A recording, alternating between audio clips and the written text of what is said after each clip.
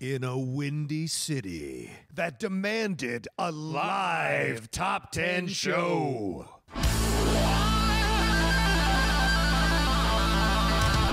Hey there, Chicago. John Roca, Matt Nost. are here, about to enjoy some nice deep dish pizza. Ooh, I heard Oprah might be here. So sit back, Relax. put on your nice new The Top 10 Live shirt, Which you can pick up at the merch stand. Cash and credit cards are both accepted. and enjoy John Roca and Matt Nost, bringing you The Top 10 Live.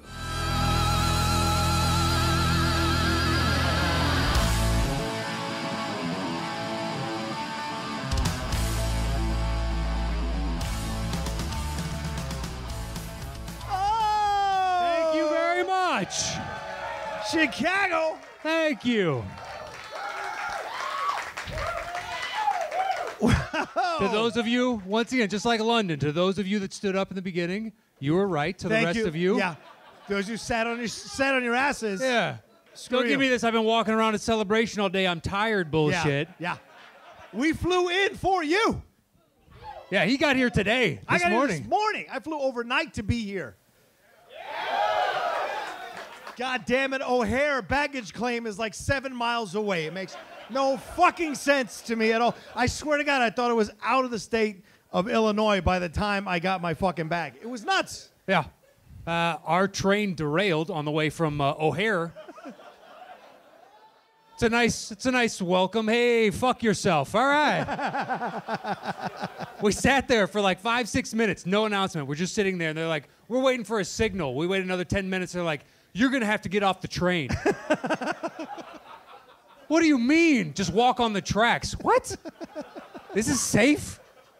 We get out to the front, and somebody asks, like, are there going to be buses to take us to the next stop? And this lady was like, that's a great question. It didn't answer the fucking question. We're all waiting like, is it a bus? No? All right, well, go fuck yourself twice. Fantastic. Oh, there should be. Yeah, there should be. Yeah. And thanks to the people in the John Wilkes Booth seats. Yeah, I That's- like that. Look at that. It's gorgeous. This feels like the Blues Brothers. I feel like I want to throw beer bottles at these I know. fucking guys. Give me some rawhide, you sons of bitches. Sic semper tyrannis, and then we get a bullet in the back of the head. I don't like your number one. Goosh. 4 center pod forever. Yeah. Boom. 4 center pod forever. Yeah. You know, Scrimshaw and Knapsack, they're doing their thing tonight. But we're here for top 10. Yeah. Did you guys get a shirt? Did anybody get a shirt? Who got a shirt? Yeah, come on, man. We brought those shirts all the way over here from Los Angeles and London. Yeah, and London, London, half and right. half. Some of those have made a 10,000-mile journey just for you. Yeah, that's right. They've flown all over numerous continents. Can we give a shout out to your parents? Your parents are here, Matt. Where's your parents? They're in the nosebleeds in the far What, back. Jim and Debbie right there. Can you actually see them? Yeah. Are they down there? No. I don't know. I He's- could have comped them in. I said, fuck that. You guys are paying. That's right. That's right. It's $20 a pop to see this genius, all right? Man. Smart man. Tough shit. They didn't tell me beforehand. They're like, we bought tickets. Like, I would have comped you. I think you've dealt with enough of my bullshit in your life, but if you want to pay $20 a piece to see me dance, I'll do it. I have zero problem. Thank you. The one guy that's super excited about that. All right. Who was the celebration today? Yeah? What was it like? I heard people were crying looking at a mural of Star Wars characters. Is that true? Yeah? Did you Really? Yeah. Cried at Yeah, a people were mural? like tweeting about the mural. I can't stop crying. Like there was a video. It's I a can't stop static crying. image. And Yeah, they're like, well. oh my God. They're all characters I already knew existed. It's not like there was some revelation in that. Played by actors I know. Exactly. They pretend so well.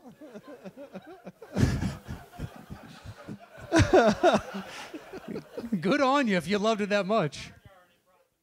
Oh, the Jar Jar, yeah. Yeah. Jar Jar. I think all of us had that same feeling. Please. I think he's doing something here, though, isn't it? The guy who played Jar Jar? He is? He's signing? He's doing a signing? Ahmed Best, right? Yeah. I met Ahmed one time at Geek Nation. Nice guy. It was, what? I'm sorry? Horseman? I think someone said Bespin. You son of a Bespin. bitch. Who said that? Who fucking said that? Who fucking said that? Yeah. Although, she did pay $20 to say that, so you... fair. If you want to heckle me with something, you paid the money. Go right ahead. Did you buy a shirt? You can say Jane Fonda if you bought a shirt.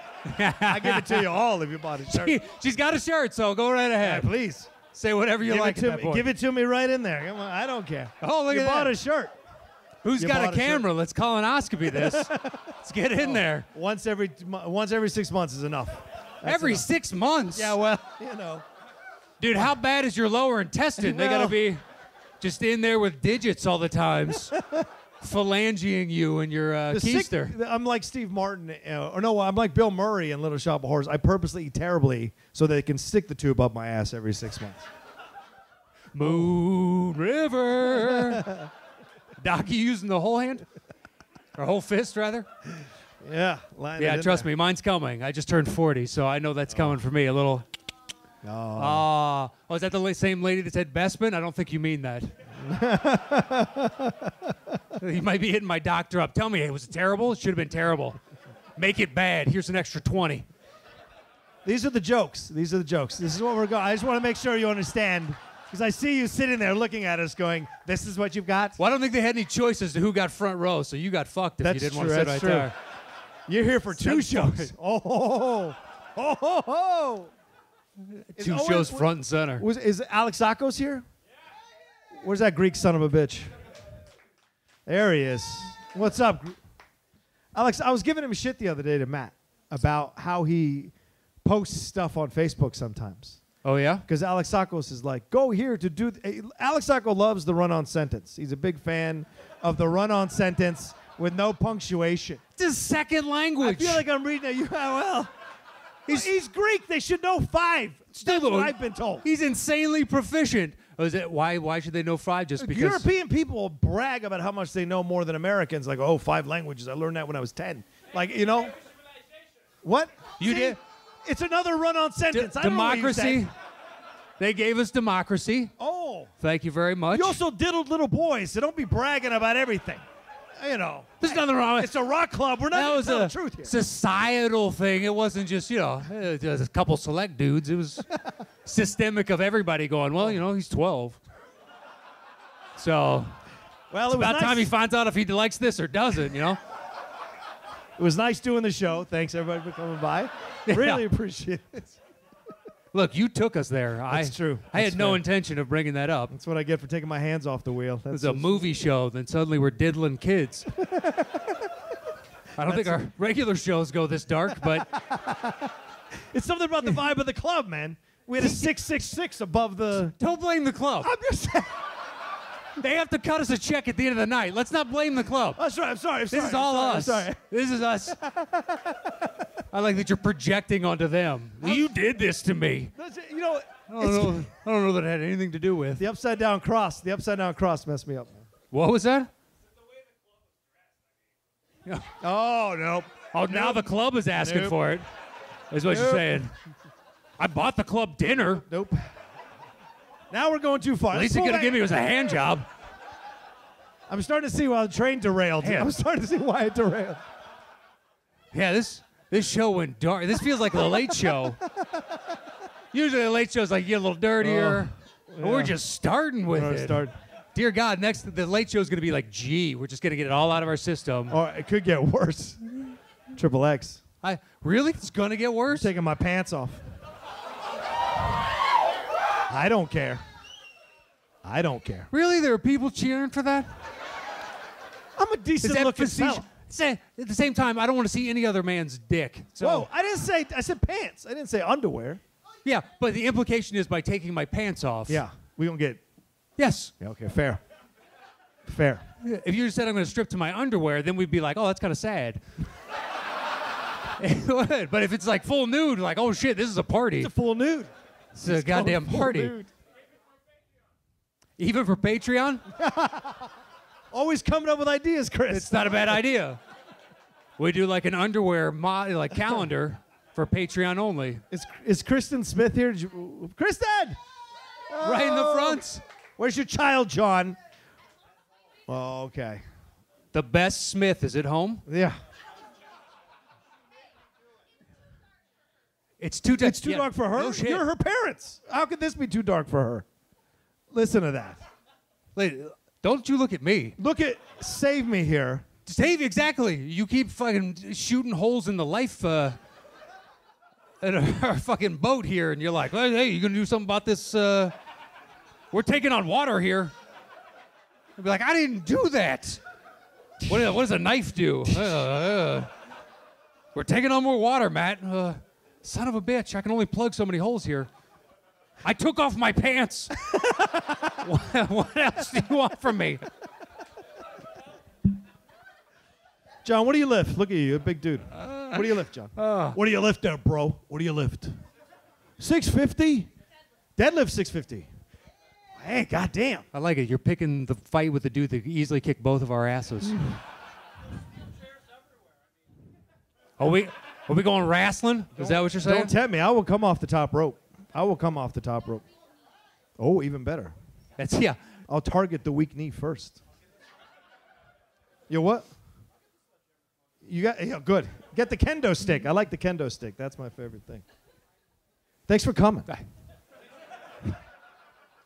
It's turned into a one-on-one. Where's is Jeremy here? Jeremy Metz? Metz, you came? flew in, yeah. Oh! Did you drive or did you fly? Drove. Yes. Did you drop off organs on the way here. Because that's what he did in L.A. He dropped Didn't slow off down, organs. just through heart. One organ. Oh, okay. All right. You know what? No. Where the London people at? We have people flying have from London London. People? British Yeah, we people? Hello. Where's the handsome Dan Nye? There's a Ohioan. Get the fuck out of here. Is Dan here? Stand up, Dan. Look at that. There It's a pretty he is. man. Woo. Chiseled jaw. Look at that. Dan, Anybody? turn around. Anybody else? There we go. All right. Ohioans. We got. Where are you from? Cincinnati. Oh, nice. San Francisco. Wow. Wisconsin from the John Wilkes. That's right. Up there. That's right. Dallas? You drove in from Dallas or flew in? What? Wow. You drove. Jesus. Minnesota. Nice. Anybody else? What's that? Denver. So did my parents who drove from Colorado themselves. Nice. Indiana. That doesn't count. You know it. I lived there. Yeah. You're happy to get the fuck out. Yeah. Yeah. You were. I went to a wedding in Indianapolis. Nothing outside of Indy. I don't know how you have a wedding in a factory town. That's mind-blowing to me. There's nothing in Indiana but basketball. Like, I saw Hoosiers. You got the Colts. Once again. It still looks like that now. You have Hoosiers nothing. is 1951. It still looks like that now. Kind of. I don't care. No one's... Well, okay. That shut down that conversation. I know. You know what I mean? Well, whatever. We're Fuck just you. having fun. All right. Do you understand how this works? We're just having fun. Well, I respect thank you. the Colts. Thank you Andrew to Luck all of coming you back. that came out. This is Yes, fantastic. Thank From you. Thank you. all across the world. It's very kind of you. We appreciate it. It's so mind-blowing for us that you all want to come see us, so it's crazy. It's crazy. Yeah. I'm recovering. I've got my Dayquil, so in case I'm still Yeah, recovering. he was on a Z-Pack as of 2 days ago. If I pass out in the middle of the show, that's why that happened. Someone bought me a stout. Those beers. Yeah. Well, beer, and then he had a burger, as if adding grease to a slowed metabolism is going to give you energy. What did I tell you? I had that colonoscopy coming up. I gotta get deep in there. So you want it to go horribly? Oh yeah. Your bowels seem impacted. Yeah. Just get in there, Doc. You better shove that hose in there. I'm not making it easy for you. The prep is the worst. Who's done a colonoscopy? Has anybody done a colonoscopy? No, yeah, don't raise your hands. Look, all these large men are like, no, not me, never. Well, they're still sapped of energy, just like, oh, yeah. It's the a prep shameful is the day. Worst. The prep is the worst. It's not the colonoscopy because you're passed out for it. What's going on? Are they fighting about who did the colonoscopy? Yeah, about whose was worse. I was awake. Mine was worse. Yeah, I was asked for awake. no anesthetic. I said, Doc, get in there. Do your worst. Don't even talk I'm going to dirty. squeeze my cheeks. Do your worst. I'm That's how fighting John- your hand. That's how John does it. I deadlift 650. Bring it in here. Yeah, exactly. You got a piece of coal? Let's make diamonds. Ah. You're not getting in this. It's easily the darkest show we have ever done. It's like not even close in the pantheon of our shows. I think you got to take those pants off. Oh, no. 10 We o'clock gotta- show. 10 o'clock show. One up. Anyway, all right. So we decided we were kicking around ideas for a list. Yeah, we have 2 separate. So for those of you who come to the second show, we have a separate list for all of you. Not the same topic, totally different topic. Thank you very much. We had a bunch of different ideas. We kicked around a bunch of things. Catherine even chimed Yeah. in with one. Catherine had a great idea, and then once we looked it up, we're like, man, there's no good movies for that There's idea. literally 2 movies. That was an awesome idea. It was a great idea. I was excited about it. So was And I. then, yeah. When Matt pitched it, I was like, yes, let's do that. That sounds great. And then we we looked went it up. separately back to look it up on our own, and I'm like, I got to 1. Yeah, I literally think I had 2, and then you're like, if you really want to count this one, we could count this one. Technically, this one had a scene with it in it, so we could do that. And even that, I couldn't even get to 5. Yeah.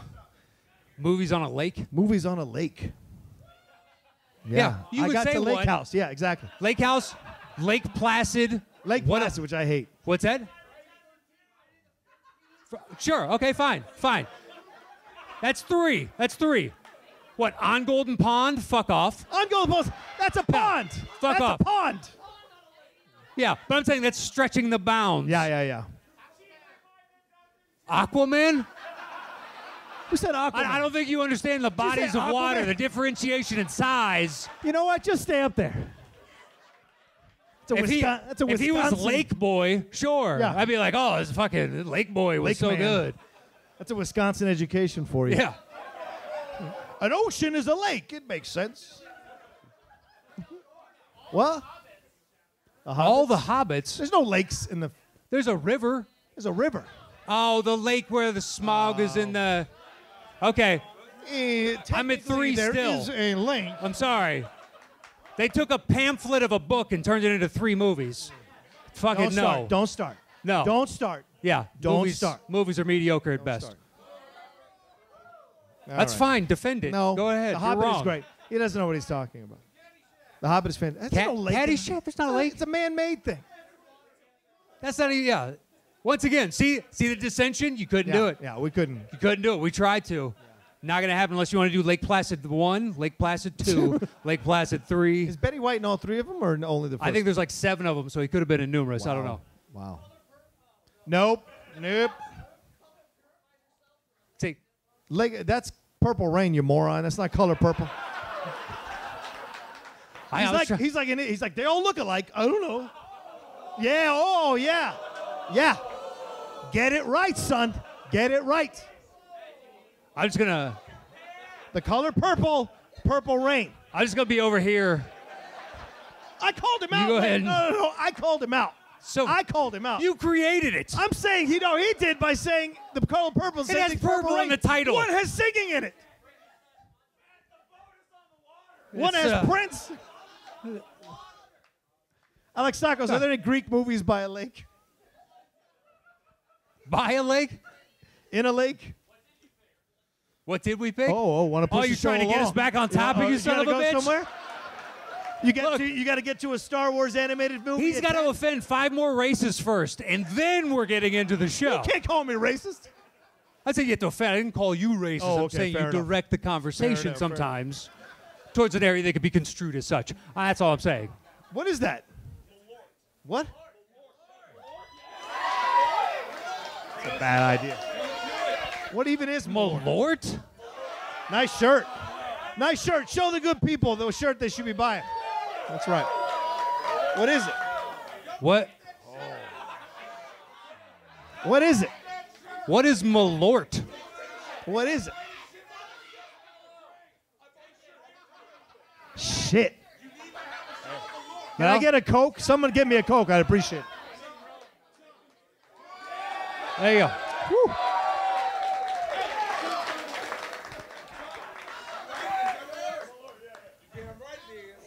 Is that Jay? Yeah, it's Jay. I thought we stopped him from getting in here. What is Malort?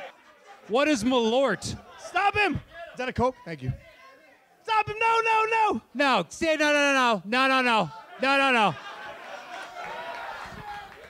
We have a time limit on this show. Yeah, we got to talk.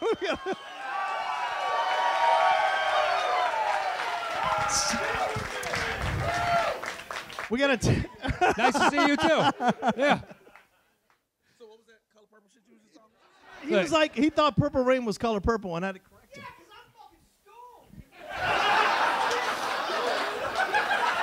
That's a legit excuse. That is a legit excuse. I don't. Zero I don't problem excuse right white there. privilege with stoned. This is Chicago. You better excuse that shit. They get fucked up out here. We Yeah. know how to party in the shot. This is what we do. This is not the side of town to be dropping, certain jokes, so to speak. Jay's my Yeah. cover. Jay's my cover.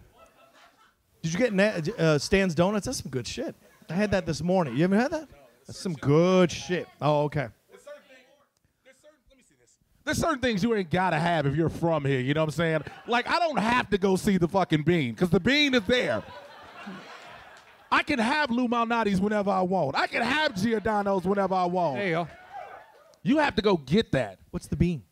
The bean is just a bunch It's of a bullshit big- in Millennium Park. Yeah. It's a shiny tourist structure. attraction. That's all it It's is. a tourist attraction, so It you is. can take a selfie in In front Millennium of them. Park. But your girl not here, so you can't take it by yourself. No, she's home. It is shiny. It is shiny, like Jay's forehead. It's very shiny. Oh! Oh! Oh! This is what Malort did That's right. to him. Look at this. He's turned into a simpleton. All right, that's enough, Jay. Get off the stage. Give it up for Madden. Jay Washington, everybody. Jay Washington. Jay Washington, ladies and gentlemen. I love that, man. All right, you ready to start? Let's do this thing. Let's start. Woo! We got to do it before I pass out. What the fuck was in that shot? Jesus Yeah, Christ. hold on. What is Malort? And is that the worst name of an alcohol? A Chicago Swedish? distilled what? That's not. Yeah, that's not an answer to a question, though. It's a what?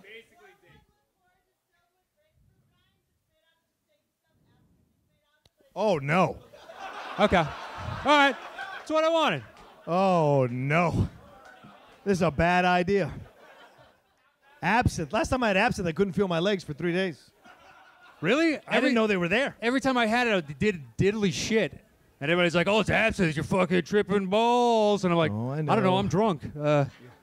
You're stronger than I am. I get it. Oh, no. I'm just an alcoholic, so might take a whole bottle of absinthe.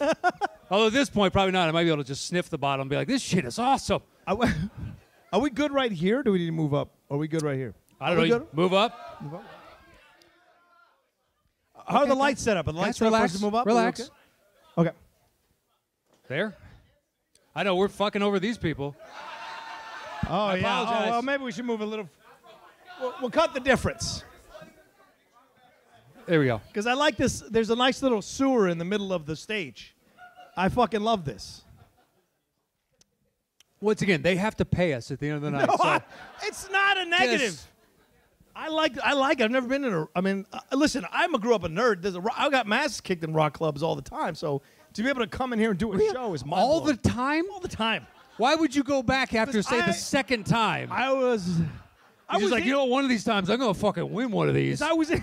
Shit, 17th time, man. I got my ass whooped. I was into it, man. I was into. You know what? There's Priest. always tomorrow. Let's do this. Let's do this.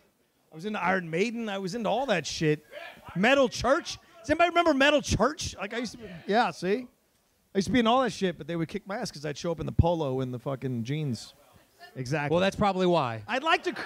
You know, you're showing I'd up in like your to Sunday listen- best going, "Hey, guys, heavy metal, huh? Should I like to take my listen- pants off or what?" That's it. That's a good button on that. I like that. Well, Anyway, all right. So we were kicking around ideas. that would have gotten you out of a lot of ass kickings. Oh, you guys ready to do this? Fucking. I'm ready to throw down, motherfuckers. Oh yeah. Oh, you don't. Oh, that's right. I don't know who got me last kickings. I don't know.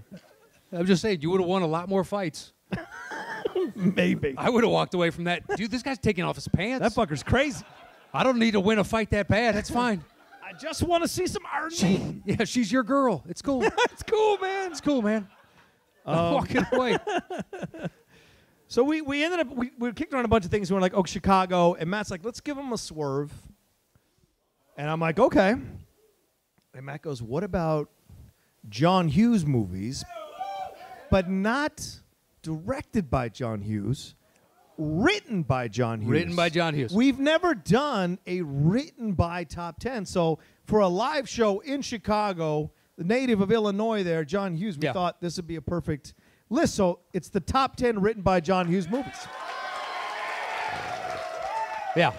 And if you're staying for the second show, it's Star Wars related. But this one's a little, we thought we'd warm it up this way. Yeah. Ooh, ouch. Wisconsin over there. Yeah. To a room full of people that came in for Star Wars. Yeah. Still, though, I cried at that mural, too. You know what I mean? Cat Bane. Yeah, I love that part of it was still black until what? The panel for episode 9 tomorrow, right, and then they're going to do a episode big reveal, and people are going to be crying, I guess, even more, which is doesn't make any sense to me. So it's not like they're going to reveal new characters. Yeah, they Darth Vader's back. Like, no, it's Oh. spoiler. I'm Oh, not they saying bring him back nothing. from the dead, do they? They reanimate the corpse? He's a well, he already came back from the dead at the end of Jedi. Oh, I'm saying to reanimate, reanimate. the corpse. Why are we talking about like it's going to fucking happen? He's been dead for, what, 20 years at this point? 30 least. years? Force yeah. Ghost. Sith Ghost. Sith? Yeah, do they? We've never well, seen a Sith technically- Ghost. We've seen a Force Ghost. Do the Sith We've have? never seen a Sith Ghost, but we have seen a Force Ghost. They don't have ghosts, though, do they? The Siths don't. Yet. But who knows? Oh, Darth Vader. Well, but that's in, like, books and Yeah, whatnot, you're right. right? We haven't seen it on video. Oh, Clone War? Yeah, all right. Oh, so there was... I haven't watched all of them, so there was a Sith ghost? Yeah, Clone Okay. Wars. And as far as name goes, Darth Bane's not bad. It's all right. Yeah. All right, enough with That's the a good theory. I like that Oh, theory. Jar Jar being a Sith Lord? Yeah, That'd be- I it like makes a lot that. of sense. You go back and watch and be like, maybe he's not an idiot after all. Misa gonna fuck this all up. Yeah. All right. So, yeah, written by Yeah. John Hughes movies. That's what we're doing. Top 10. Yeah, and the nice thing is he sets the bulk of his movies in Chicago or Right. or the Chicago surrounding areas, so it fits in nicely. He's from here; everybody associates him with Chicago, so it seemed like a nice choice for the two of us to sit down and do. And the way the show works is once we set a topic, John and I go our individual ways and create personal top 10 lists. Show back up here. I do my bottom 3. He does his bottom 3. I do my next 2. He does his next 2. Then we trade one apiece. Once we've revealed our personal top 10 list, we create the shows between the two of us. Boom! Boom! Thank you. That was very well done, Matt. Very well done. So I will jump right in. Please do. At number 10, I Yes. chose Dutch. Okay, a few fans. Yeah, He's walk clearly out, scoffing. walk out onto that tightrope, my friend. Go That's ahead. fine. Oh, no, I like it. Look, Ed O'Neill hasn't gotten many shots to be the lead of a film, and he has to go. The gist of it is he's dating a new woman, and her son is off at boarding school, and she's divorced from her husband, who seems like a real prick. And Ed O'Neill has to go pick him up, and their son he's a prick. So he just basically spends the whole trip back trying to turn him into a decent person, or at least getting him to reduce his icy facade and just be the individual that you know is there in the core of his being. And it's a road trip picture like most of John Hughes movies, or at least a lot of them, the preponderance. So I'd like it for that. Yes, it's 10, so it's not the best of his. True. But I enjoyed Dutch.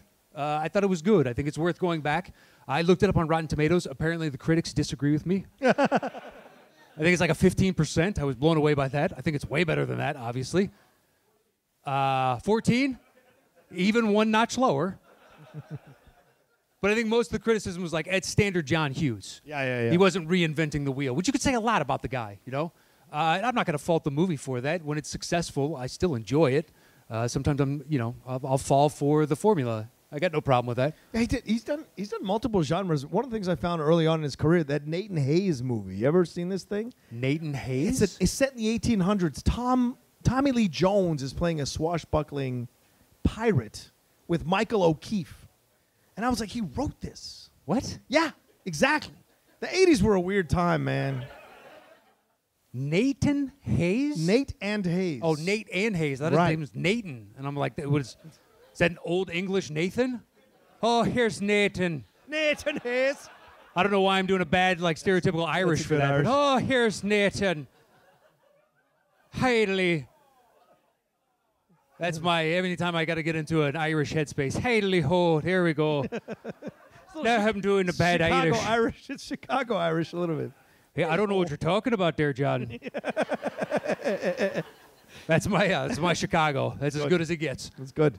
What's your number 9? My number 9, hopefully, is on your list. Oh, God. It came up not too long ago on another show. Mr. Mom. It is not on my list. Oh, really? Yeah, and I love that movie, but that speaks to the breadth of John Hughes' work that it was like 11 or 12. It was right on the edge. There's a couple that I just won't go back to rewatch of his. Oh, that I know okay. were good movies, just like I'm never going to see that again. Okay. Whereas Mr. Mom, I like it. It's a role reversal from the early 80s. Yeah. It still holds up in some regards. In other regards, it's just like, oh, shit, this is kind of dated. Yeah, the Martin Mull stuff's a little like, Yeah, a little bit. The Martin Mull. although ladies know that still happens nowadays. So It does. And Terry Garr is Michael Keaton's wife, and she's got the white-collar job, and he's now out of work, so he's got to raise the kids. And it's just like, it's kind of like Incredibles 2, when Mr. Incredible now has to take care of the kids. It's instead of doing that as a vignette within the movie, it is the entirety of the movie. But it's got good jokes in it, and there's good heart to it, and you like all the characters. And to see Michael Keaton, I'm a sucker for Michael Keaton, just like you are. I am. And to see the role reversal, especially early 80s, it was when I was falling in love with Michael Keaton, as was most of the populace in the country. So I'm still a sucker for this movie. I was surprised. I figured it would be low on your list. I was surprised too, but there's a lot of John Hughes that I really like, man. I was of that age where I was coming of age with his movies. Yeah. So, because we have a little bit of difference in ages. So, like for me, this hit me at the time when I was aware of all this kind of stuff. And so there's a lot of his movies that really speak my language. And so Mr. Mom is a great movie.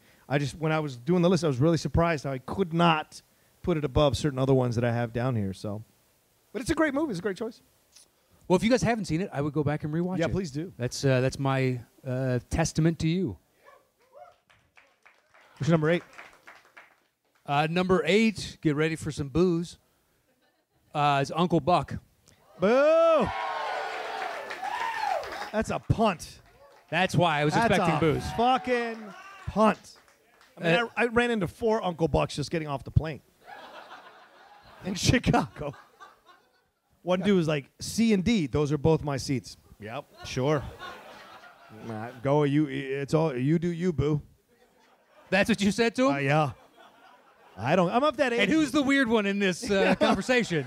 You wonder why you got your ass kicked at rock clubs. Well, Hey, you do you, boo. The fuck did he just say?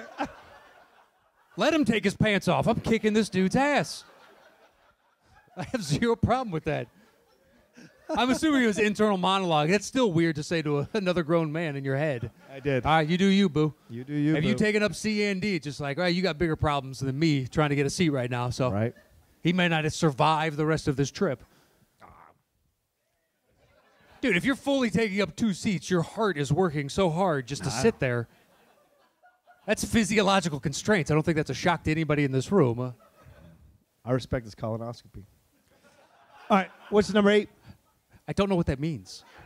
I respect his colonoscopy. He's doing it every 3 months. And those are all English words, but that sentence adds up to practical gibberish. I respect his colonoscopy. I'm on absinthe. I don't know what the fuck I'm saying.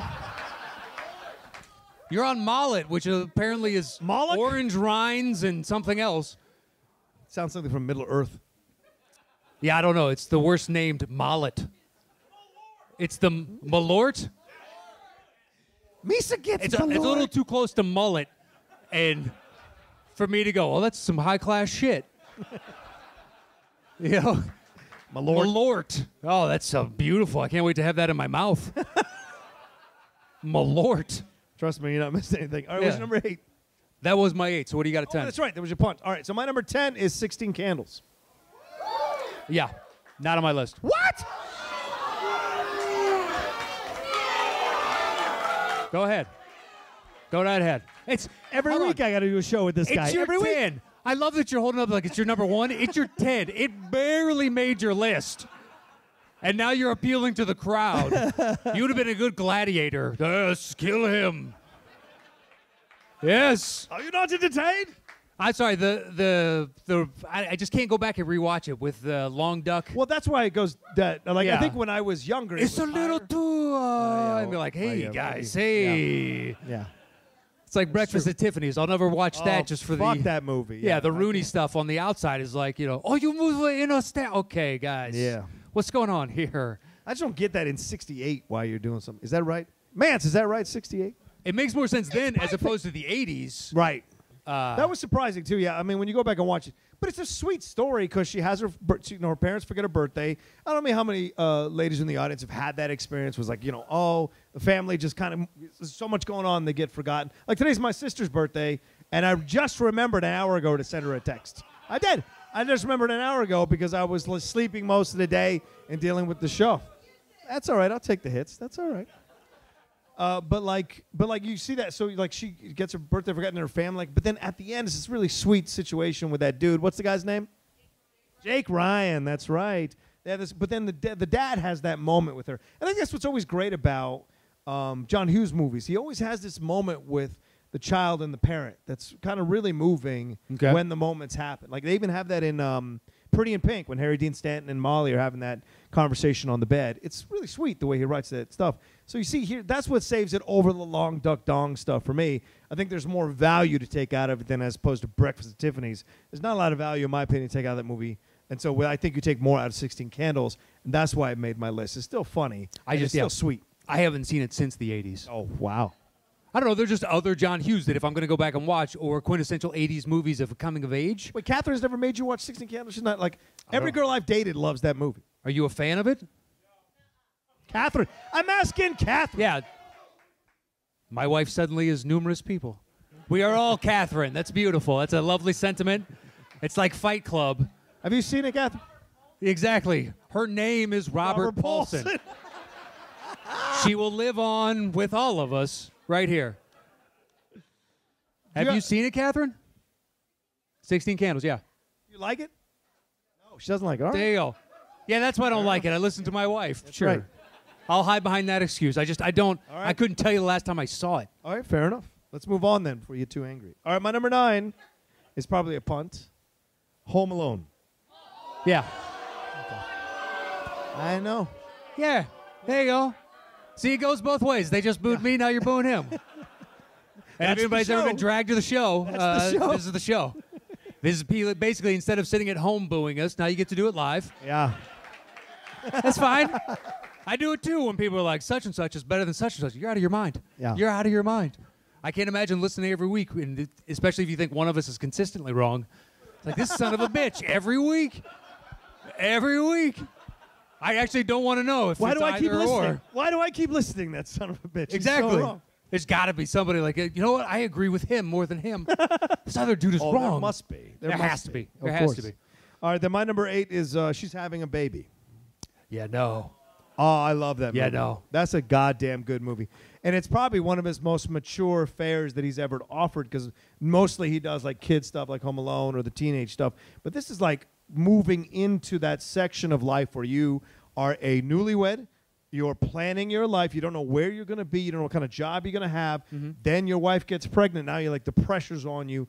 Are you A, going to stay at the job or try to get more? B, he gets tempted to maybe cheat on her. These are all this very interesting, real shit that John Hughes put into this movie. And Kevin Bacon and Elizabeth McGovern are fantastic in the film. The parents are great, what they go through. And there's a fantastic musical sequence. Well, not musical, but there's a fantastic sequence with Kate Bush's A Woman's Work, where she's possibly dying from having the child. And he has to confront losing this woman that he was not sure whether he was going to spend the rest of his life with her, and has to confront all that. It's really very interesting film, and I was surprised to see that it was written by John Hughes. Alec Baldwin's in this thing as well. Pretty smarmy guy in the movie, as he typically is. But overall, I think it's one that's fantastic, and it's one from the 80s that I will defend, and one of the best 80s soundtrack that no one talks about. No one talks about. I just think most of us haven't seen it since it came out, or Well, that's your I'm fault. assuming. Do people go back for that movie? Anybody? Like, I own it on Blu-ray. listen to the So suck it. disgruntled. No. Why would you? Right? Give me teen comedy or I don't nothing. want to confront my own shit. No. Anyway, all right, let's move on. What shit are you confronting? Let's move on. Not me, them. Let's move on. But what would you be like, whether or not you want to have a child? None of your goddamn business. What's your number 7? Jesus. What's in this malort? What's in this malort? We got anything left over for like the bar mats? You just want to pour those into a shot glass, and we'll do that at the end of the night. You got to buy a second shirt for that. You're gonna be a peach by the end of the second show. You know that? I can't wait for that. Just openly trying to pick fights with people. What? You like it? So number 2, fuck off. She's having a baby. It's a masterpiece. Just gonna be lying on the ground. It's the best movie ever. I love that movie. Love me. Love me. Love me. I'm in a glass case of emotion. Milk was a bad choice. Probably my favorite like part that. of that entire movie. Just the idea of you're instantly regretting it. You bought it. You're walking out of an establishment. You thought it's 90 degrees. Milk was a bad choice. Doesn't stop him from drinking it, though. Nope. Fucking movie's so good. All right, what's your number 7? 7 is Weird Science. All right, that's my number 6. Just a good time. Yeah. Good movie. Love that movie. I believe this was directed by him, too, Yeah, I think so. which is crazy. I just wouldn't have associated. I mean, it's the perfect 80s. This is crazy. This is crazy. This is crazy. It's just like a perfect 80s movie. Oh, yeah. Perfect. Top to bottom. 2 guys go to make a scandalously Two nerds. hot. Two full-on nerds. Early Downey Jr. Before playing it a was douche. cool to be nerds. Yeah. And whatever. They can't get girls and whatnot, so they decide to make their own. And then they're doing the hacker, like, I'm just going to slap keys on my computer and put a bra on my head and go Back to the Future style, and they need a lightning strike or something? Yeah. Yeah, to power, because they need 1.21 gigawatts to make this ridiculous Great idea stuff. come to life. And it makes, a scandalously hot woman Kelly LeBrock. so good looking. Ow. And she just teaches them how to be normal people. Yeah, that's the thing. I know some people sometimes push back against some people go, oh, they created this fantasy of theirs. Yes, because they're 15-year-old boys. This is what they're going to create. But she teaches them how to be young men. Yeah. And that's the positive of the movie overall is, yeah, they have to confront, like, being overwhelmed or intimidated by this incredibly beautiful woman. But she is, like, showing them, hey, you can do this. You can also be yourself. Exactly. That's what is really the most important thing. It's a nice lesson hidden amongst all this, raunchy stuff or debauchery throughout, but it's still a lot of fun. I mean, she could be fully objectified. She could have been. The movie could have easily gone that right, and then Initially, it does. It does. And then even in the shower scene, they're fully clothed because they're so embarrassed. exactly. to be They in front. can't. Yeah, There's they- a reason they had to create a woman because they can't do anything around a woman. They're petrified. They can't take their pants off. Yeah. No. Well, according to you, that's as much as you need to do. So these dudes are ready to rock and roll. But yeah, it could have gone just pure objectification, but instead it's growth and maturation. It's these people learning of instead of looking at her just purely as a sexual object, hey, she's a person. Yeah. You can interact, you can learn something. There's a give and take here. It's beyond just your sexual fantasy. Yeah. Fall in love with the individual. And then they move beyond her and they find, age-appropriate girls who Yes. are in their class Yeah. who are with We're dating douchey dudes. yeah, Downey Jr. and the other guy who I can't remember. Yeah, nor should you. Yeah, he played 80s douchebags in a couple movies. Yeah. But this is the only one that I can specifically remember. This him is in. what Downey Jr. did for a while, if people remember. He was playing douchey guys. Oh, yeah. Even in Back to School, he's kind of a douchey guy. And you're Yeah, like, but he's how on is the this good going to be side. Iron Man? How But is this going to be Less the than zero. foundation? Less than Yeah, zero. Less He Than was Zero. a drugged out douche. Right. That movie's dark if you've never seen that. Yeah. See Downey Jr. simulate sucking another dude's dick. That's Okay. it's a weird All right. place to go. All right, then. Why are you taking offense at that? I didn't take offense. I was like, all right. You I kind of just went, said all all right. right. I just said all right. You bring up Grecian pedophilia, and somehow I'm the weirdo? I said the diddling of the boys. You went to the next level. That's. You went like whole other level. I gave it its proper title, Gresham pedophilia. You said diddling little boys. Yeah. Who's better in this equation? I don't know. No one. That's the accurate answer right there. Actually, I'm not going to remember any of this, by the way. We're all at fault. I'm not Something's surprised wrong with what I'm drinking. I'm not what I surprised. drank. But I'll take another Malort and Coke. What I'll say is this. Also, there's some great funny moments in Weird Science. Like when he's like, it's the cheeks, Lisa. They don't hold, he smoke. Like all that stuff that when they're in the debt, and it's like, he called her on the telephone and he punched her in the jewel, or she punched him in the jewels. All And, that stuff's really fun. Chet, the quintessential Chet. douche Bill older Paxton, brother. Yes. The Yeah. late, great Bill Paxton. One of my buddies had an older brother that was a Chet. He was just big league us Oh. every time. Then you see that movie and you're like, that dude's a Chet. I hate that guy. I would love to turn him into this big blob of a thing that eats a fly. Like, oh, it'd be great. Yeah, it's nice that you can have kind of that within. It's a serious movie that it has all these kind of hyperbolically stupid moments with the Chet, with the creating a woman, all the ridiculous quote unquote science that goes into making it. And the dude from Road Warrior is in it, Hawk. He's in the bike sequence at the end, near the end. Oh, Road Warrior? Yeah, the guy who's like, you can run, but you can't hide. That guy, Hawk from the Road I thought Warrior. you said Rogue Warrior, and I was like, Road Warrior. I don't know what Rogue Warrior is. Is that the next It's spin-off the new Star Schwarz- Wars movie? Yeah. Oh my God, wouldn't that be insane? Episode 9, Rogue Warrior. I would watch out. that. People would walk out. If All they make that a 3.5 hour movie, I'm game. I am game. What's your number 6? One person claps over in the side. Everybody else is like, well, I don't know if I watched that. Me and you, we got to buy a couple million seats. I'm hoping it's 3 hours so they can rectify the mistakes of the previous two. Okay. That's just There. me. Oh, That's just boy. me. Me and these people. Thank you. Me and these people. Boo that man.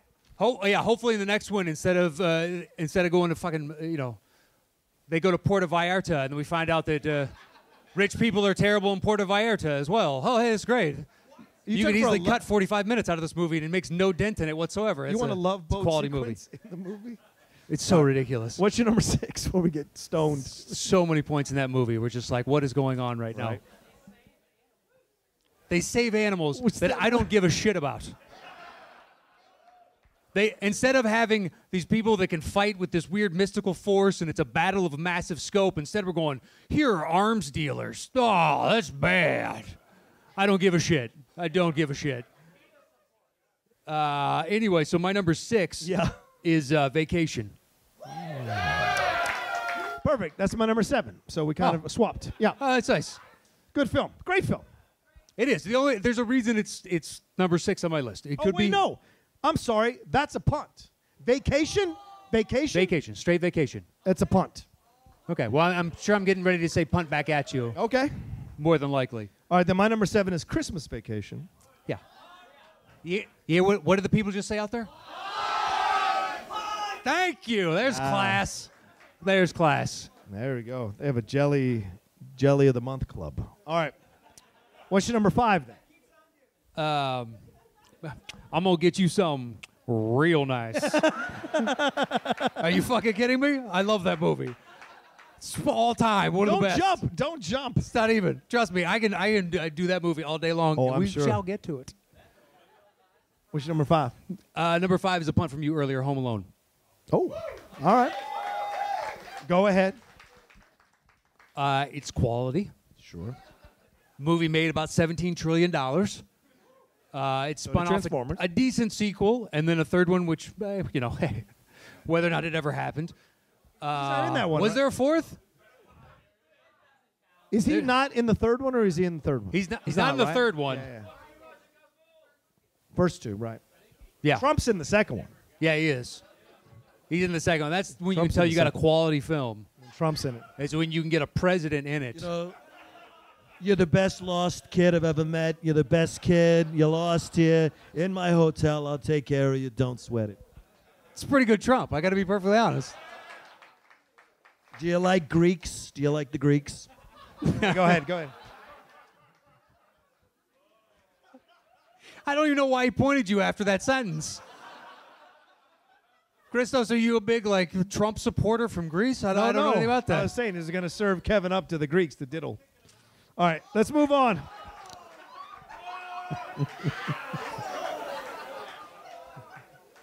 I mean, seriously, now you have like a machine gun and you're firing at the lifeboat. And you're like, dude, are you going to plug all these holes?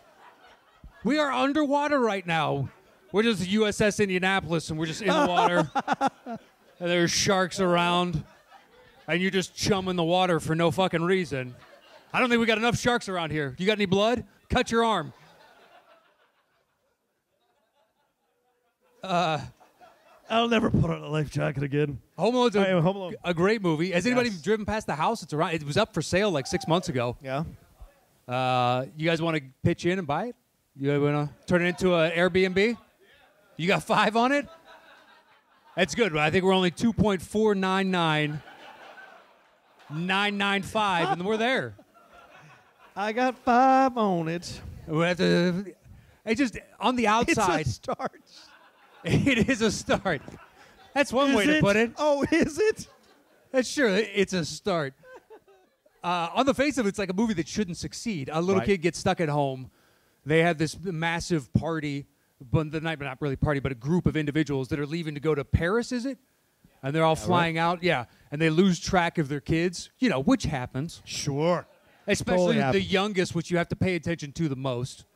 You lose sight of kids. That happens. Happened in a I quiet can't place. imagine. What's that? Happened in a quiet place, so yeah.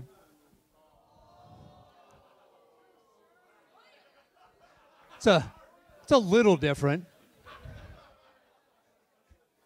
I don't remember them, trying to get laughs out of it and stuff, and like putting the kid down at point. first. You should really be able to hear.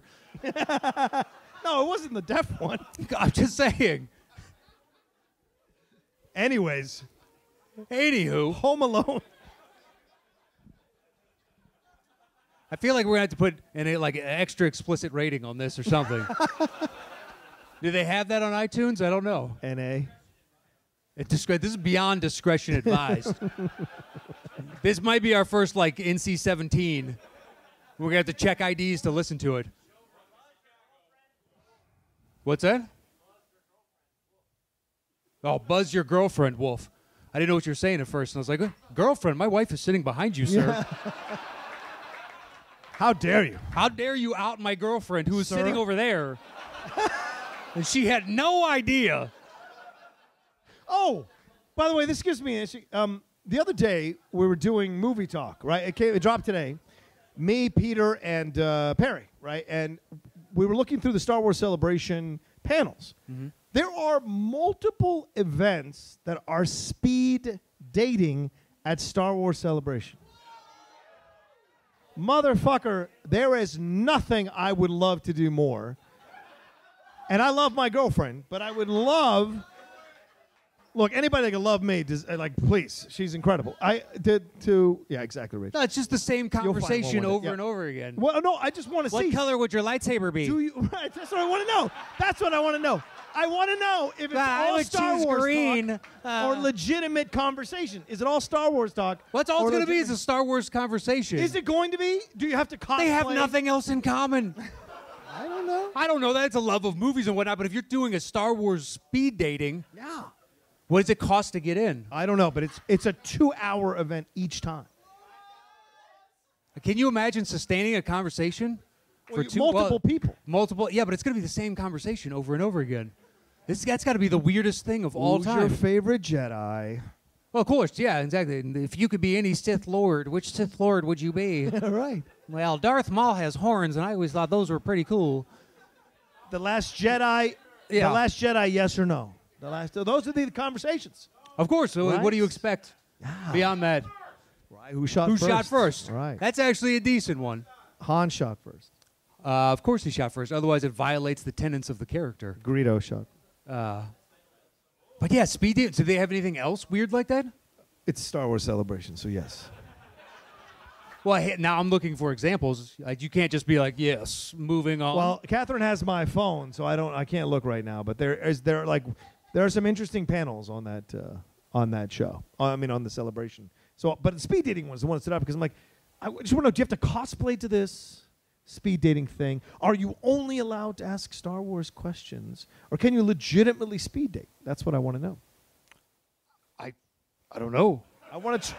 Has anybody ever done it? Like, cause I've heard it happens at celebration. No. Oh, good. Nice. All right. A room full of people that get laid and don't need that shit. Oh. Good for you. Good for you. I'm not slagging off on you. I don't think so. All right. Let's move on. Oh, I have faith in all of you. You guys are gonna crush it tonight. Good for you. Go over there and just steal some speed dating this guy's woman. Just go over there. Do it. Okay, you guys should have been way more on board. Did you guys just lose all faith in yourselves? I mean, I would do that, but yeah, a second show. I'm not sure which lightsaber color I would choose, so I gotta make certain decisions in my life first. And the answer's purple. Let's be perfectly honest. Oh. It's the coolest. I just love that Sam Jackson was like, "I'm gonna have purple, okay?" And they were like, "Okay, all right, All right. it's fine by me." You try telling them no. Yeah, exactly. Why would you? Yeah. If you can get Sam Jackson. George Lucas. I don't think purple is. What the fuck did you say? Pretty much. End of conversation. Anyway, where were we? Home Purple Alone. Rain. Home Alone. Who said that? Good for you. Good for you. Who said that? Somebody said Purple Rain. I wish we could have fit a call back in for that somehow. What's the difference between Purple Rain and the color purple? Well, one has a lake. Like, oh, yeah, that's right. Yeah, one said Minneapolis. This guy's good. This guy is good. Can you imagine the smell in that room? Just the amount of BO? Oh, Jesus Christ. And that speed dating, it's got to be so depressing. Stop it. People shower who are Star Wars fans. People do shower. Yeah, but thank this is also a room full of people that can't get dates at Star Wars. It's not they can't get dates. They want to kind of Kind of is that they facilitate can't the get dates. process. Kind of is I feel that like they they can't want get to dates. speed up the process. Or put speed bumps in the way. I don't know. I don't know. I hope they all get laid tonight. Yes. Good for you. Keep your Or they cosplay find on. someone to love. Yes. Yeah. I love it. Kristen, aw, that is a nice sentiment. You hope they get laid too. See, it's a beautiful thing. Are you staying for 2 shows? Nice. That's right. Bring the child. All right. All right. Where I are know. we? I wanted to meet Baby Smith, my I wanted favorite to be Smith. out. We did. We wanted to meet the son of the hobos. Wait. We're still at Home Alone for me on Jesus number 5. Christ. We got to move We on, haven't even man. talked about the movie yet. We got to move on. We don't. We got. Trust me, We I'm do? watching Okay. the clock. All right. We're good. All right. The stupid the fact that he sets up all these like Rube Goldberg ways to stop him, and it was more and more inventive as time went on. That you're very kind fun. of rooting for him. Like when he rolls out all those micro machines, I was like, oh yeah, they're gonna slip on those when they come in. This guy's brilliant. And the paint can. I love the fact that he has committed numerous felonies on the Wet Bandits. Yeah. Like turning on fucking Raiders of the Lost Ark on the goddamn handle or the flame or right on flame, the yeah. top. That's full on where you should be charged as well. You know? Yeah. There's a Isn't the point at bowling which ball- protecting your home, you've gone above and beyond the call, my friend. Yeah, he's got a sadistic streak to him, that's for sure. Oh, without a doubt. Yeah, this is maybe why they left. What? The nail in the foot, exactly. nail in the foot. Tetanus. The Doesn't he throw a tarantula on bowling his ball? face. Isn't there a bowling ball or something? Or paint There's can? a paint can. A paint can. that comes down, slaps him right in the face. It's Chicago. What does that mean?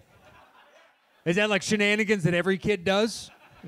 I lived downstate in Peoria. I don't remember it being like, oh, shit, Chicago, they do paint cans, man. I slept over at Bobby's house. Fuck that. I'll never do it again. Did you hear Johnny showed up in a polo and got his ass kicked? Yes, yeah. Well, they took his pants off. What did you He expect? took his pants off. You don't do that in Chicago. Yeah, they sent you home early that night. That's right. Called your mom. John doesn't know how to hang out with other kids. Mrs. Roca? Yes. Get comfortable, John. Let me just take Yes. My son took his pants off again. Oh. I Third love time your this week. Chicago accent. It's really No, choice. it was you know? Spanish accent. What the fuck? All right, where were we? Oh, I thought you were doing your Chicago. No, not Chicago. Home Alone. It sounds more like Minnesota. Oh, yeah, Minnesota. Minnesota. Fargo. You had sex with the little fella, huh? All right, so that was my 5. What do you That's got your at 5? I think that's why they left Kevin home alone, because Kevin is a bit of a sadistic little shit. And so they're like, no, we're not taking this kid with us. Dude, he's getting Not piled. to Europe. He's getting piled on by everybody, even his uncles. Like, what would you do, Oh, you yeah. little jerk or whatever? And be like, kid's 10. The kid is 10. Cut him some fucking slack. Like, I can't imagine how terrible an individual are you when you treat a 10-year-old like that. Right. Or maybe we just didn't see the precursor, and Kevin had just been a douche the whole time. Yeah, right. And he finally got sick of him being like, I'm eating your cheese pizza, motherfucker. Tastes so good. We got all the cheeses you love, too. Watch this. I'm going to lick every piece. Eat it.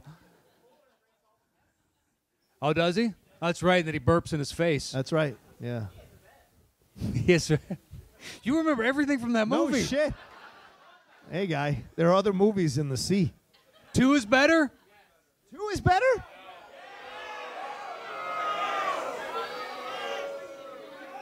No, I agree. Two is the...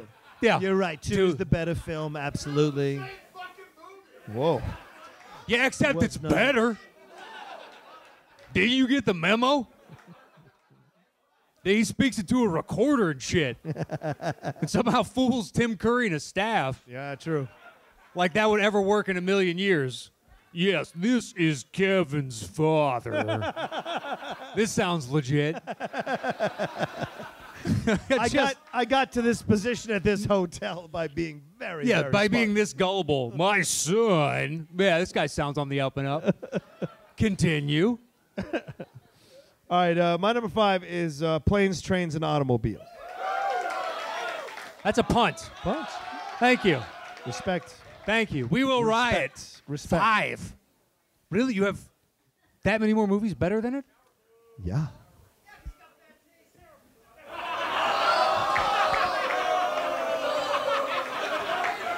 But you paid to watch me, didn't you, bitch? I'll give you one for that. I'll give you one for that. He's got That's you there. They came from me, is what he said up there. Maybe Mis- that $20. Mr. All the body of waters are the same over there, please.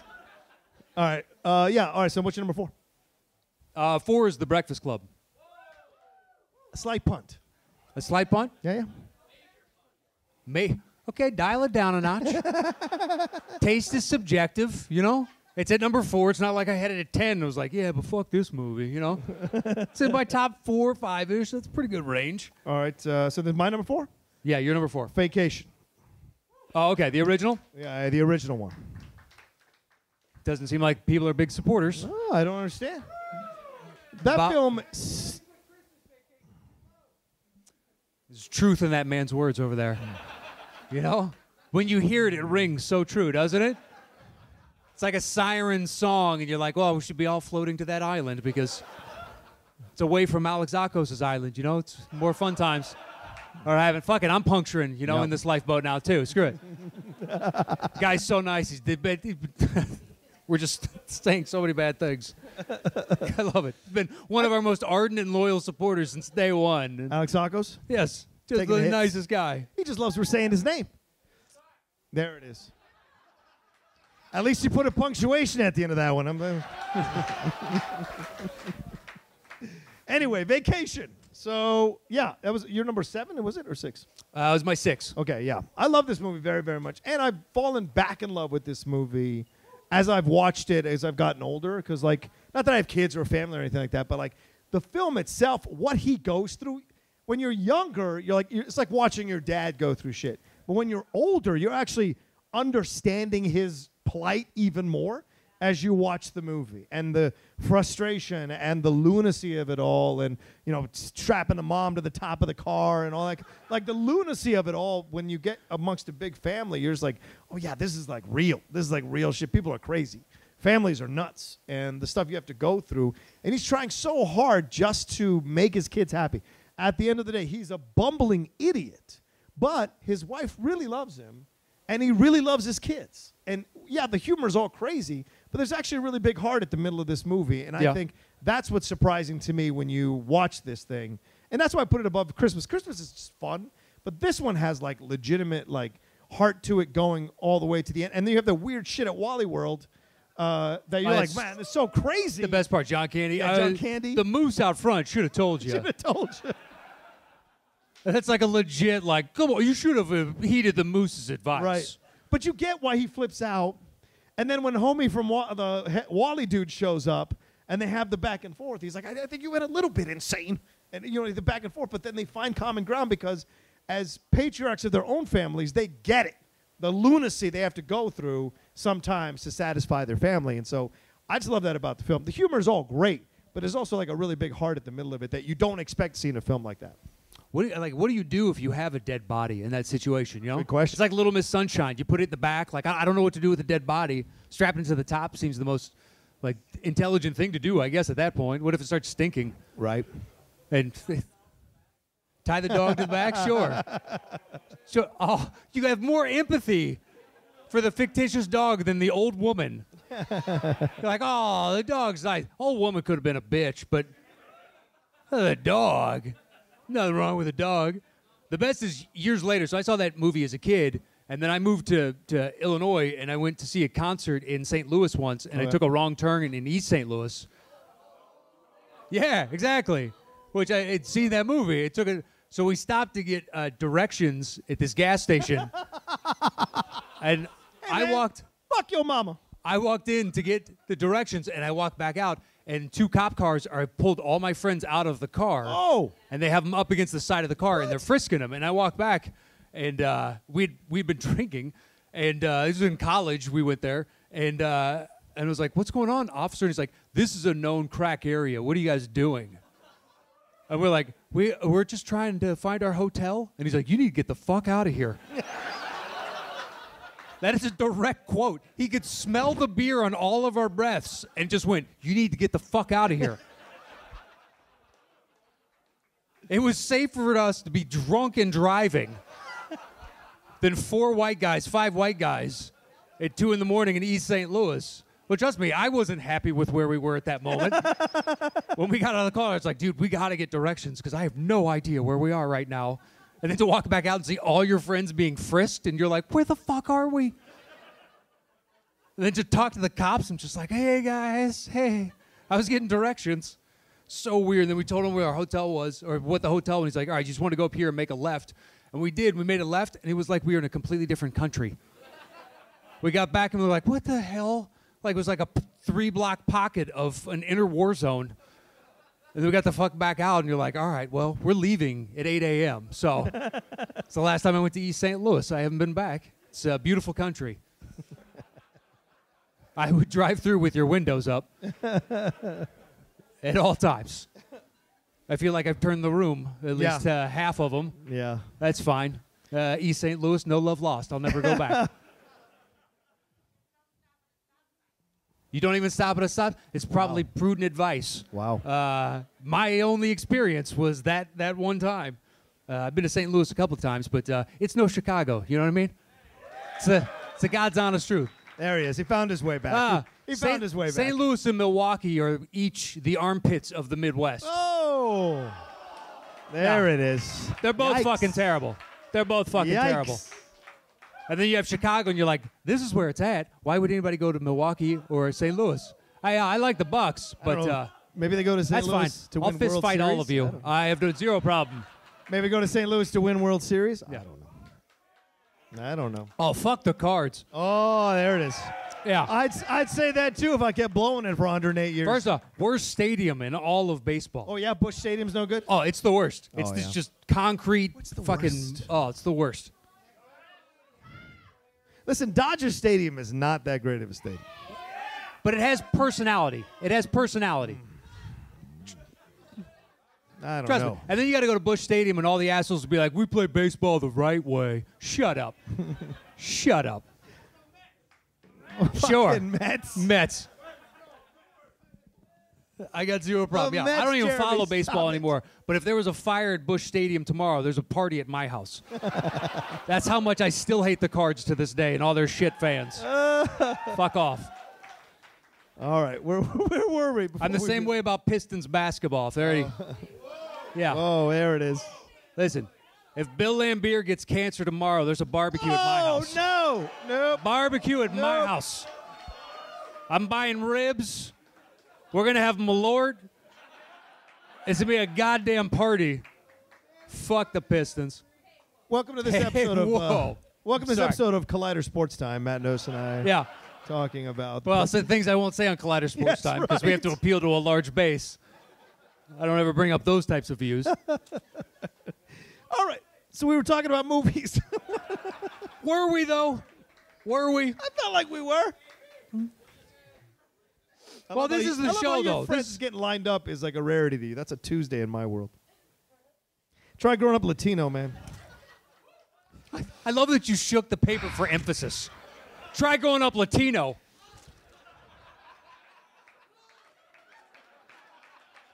Boom. Moving on. I don't even need to see these lists, you know? Oh, that hurts. Growing up Latino, I memorized lists.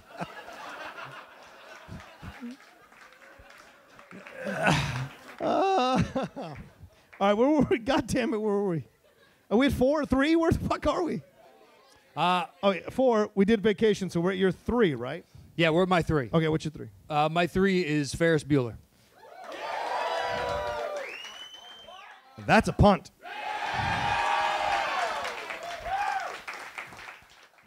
You had him. I got him back. Don't All worry. right. Don't worry. You'll lose him again. Of course, that's the You'll story of the lose him show. again. That's the story Here of the comes show. Some Kind of Wonderful, guys, at number 3. A movie nobody goes back to revisit. Where you got it? You got it at 3? Look, that movie resonated with me as a Latino.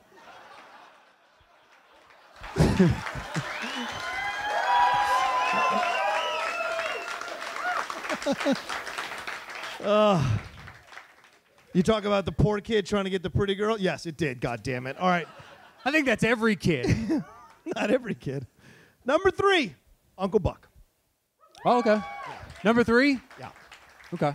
I fucking love that movie, man. I love that movie. I love John Candy in that movie. I mean, like, what he does in Planes, Trains, and Automobiles, which we'll get to, is incredible. But this is the beginning of, like, this other side of John Candy. Like, Yeah, the heart. yeah, the heart and also what he goes through in this situation. Because obviously he's a guy who's, like, hasn't really made all the best decisions in his life. No, he's got an inside tip on a horse, and that's Yeah. going to make his year. Yeah, he's Financially, you're not exactly sound No, at no. that point. He's keeping poor Amy Madigan at bay, and she like offers stability and security to his life, and he's keeping her at bay, which is mind blowing.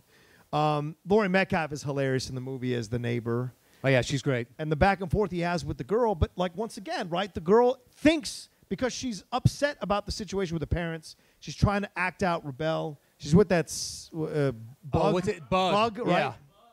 That Yeah, guy. but the reason it goes lower on is her dynamic with him, because she seems the type of girl that peed in her own Cheerios and then is upset there's pee in her Cheerios. Right, but that's sometimes raising daughters or raising young ladies. They have anger that they're trying to figure out, and that's what he does. He walks her through it. Look, my sister, and my mom used to melt the paint off the walls with their fights, and so like you see that kind of, and you don't know where it comes from.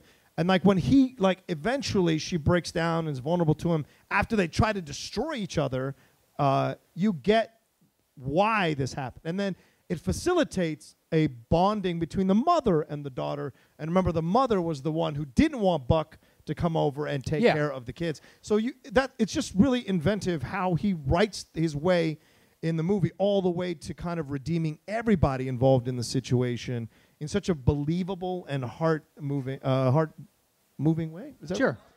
Heartfelt way. Heartfelt way, yeah. Heart-moving work, though. I don't think anybody would have Absinthe is killing my mouth, harangued man. you. So, Uh, my lord.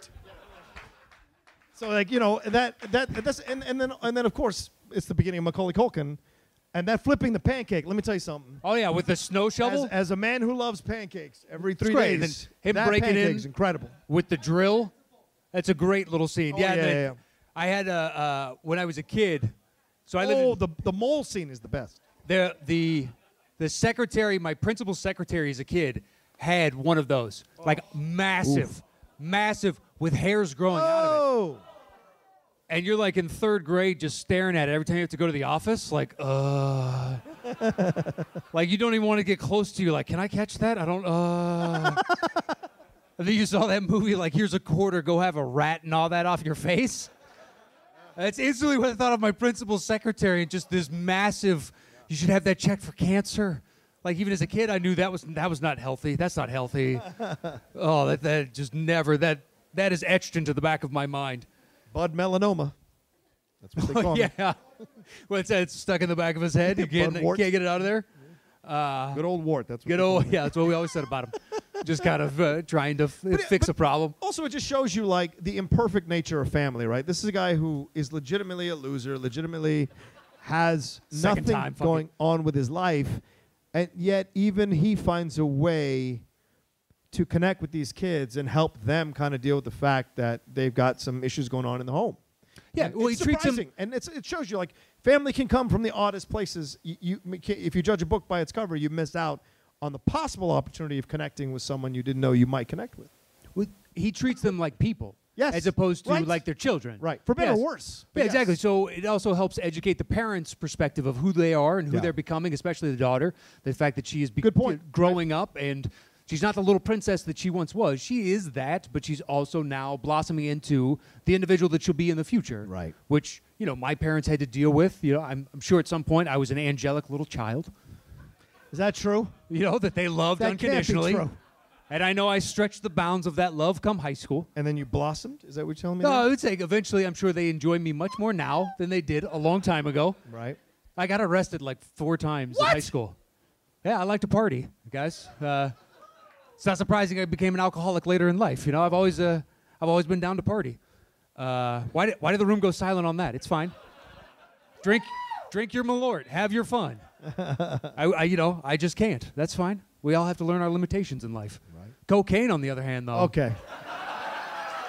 I'm ready to toot it up. It's a hell of a drug. I've never done it, but let's start tonight. I have a feeling celebration is where all the best coke is. Yeah. Matt, did you know we did a 15-minute show? I don't remember. What?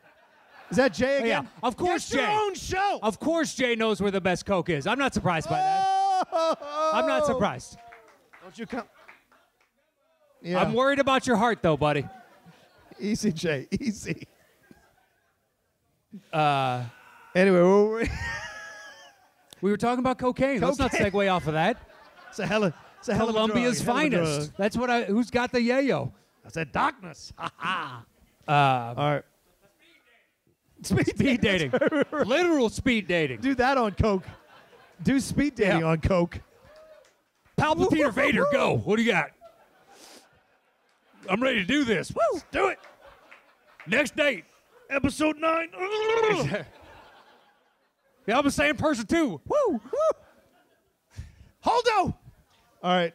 Where are we at 3? Are we at 3, man? I love I the did Uncle Buck. That's kind of what that room would need, though, because, if you've ever been around cokeheads, they have more confidence than any people Oh, you've ever met. yeah, It's just man. like, I'm the best dater alive. Oh, yeah. Let's do this. Yeah, I've been around so many cokeheads. It's just like, dude, you are so annoying. You're not as amazing as you think you are. All right. I feel like I'm alone. All right. I discovered a friend of mine does coke. I didn't know idea he does coke. It's casual. Just casual. I know numerous. It's mind-blowing. I dated a girl one time, British girl. She's like, if it's at a party, I'll just do it. That was the end of the relationship. Really? That's not my jam. Look, That's you know dangerous. you just want to date women that believe the moon is a base. This is hollow. That's fine. I broke up with her. He has his own crazy, guys. He has his own crazy. It's fine. She was a nice lady. There's a race of subterranean people that live below the Earth's mantle. I hope she never hears any of these episodes. I She was a very nice lady, man. just the idea, though, that you have that in your head and you can still function in society. Listen, you know what I mean? A week ago, I That's went beyond cocaine. Yeah, that's right. that's went like you deep need diving. pharmaceuticals bad. I went deep diving a week ago because I thought about her again randomly for whatever reason. I'm sure that happens often. It happens to me, and I never even met her. It's the God's honest truth. You start thinking about it, be like, wow. Like, did somebody just hand you that idea and you just Yeah. took it and you're like, Oh, no, it's from her subterranean family. people, okay. Or did you have to do some investigation on the dark web yourself and you're like, the government's trying to keep this from us? By the way, if anybody does believe there are people who live on the moon or Get the base fuck of the- out. That's No, what I'll say. I'll reimburse you your $20. No, we're not going to reimburse you. It can come out of my pocket. Nope. That is some banana time stuff, and I don't want you knowing what my face looks like, or what my wife looks like, or the fact that my parents are here. None of it. The moon is a base. Do you realize how ridiculous that is? It would take more resources than the Earth actually has to make something the size of the moon into a lunar base. It's a base. Like boy. Star Wars. There we go. That would take the resources of numerous worlds to create the Death Star. That is no moon. Hello. That's no moon. Exactly. Yeah, so I went deep diving for 2-3 hours just trying to find these. But the websites let you know how batshit crazy that idea is. They all look like GeoCities pages GeoCities, from they're like 1998. The words, it's like Alex Sokos Sparkling wrote the unicorns. website. They're like the words are on top of each other. You can't read it. I'm just joking, Chris. Dude, I love you, Chris. I don't know what's going on. I love Chris too. Later. He cost me my match, but I love Chris. You blame him for Christian rigging the system against us? That's what happened, guys. There is no I don't do it anymore. I don't give a shit. And I told Christian to his face. Who said Team Crybaby? Who said that? Corruption? Crybaby. Jay, tell him, Jay. What's faction? I can't keep track of Jay. What faction is he in? No.